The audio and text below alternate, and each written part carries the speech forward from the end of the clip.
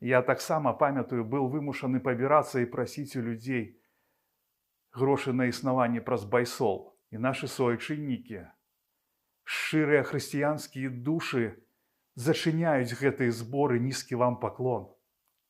Дзякуй бясконцы за дабрыню і эмпатыю. І вы думаеце, я не разумею, што вы адчуваеце, калі вас заклікаюць да салідарнасці, заклікаюць вашымі грашыма дапамагаць таму ці іншаму беларусу, што трапіў у бяду. Я ж ведаю, сярод нас няма дурняў.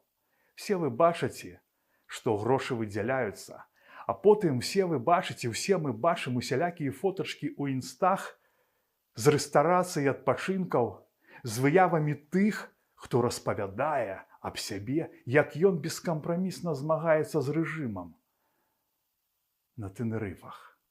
Яны настолькі нахабныя і ўпэўненыя у сваёй беспакаранасці, што не думаюць о наступствах, а яны ж будуць у любом выпадку.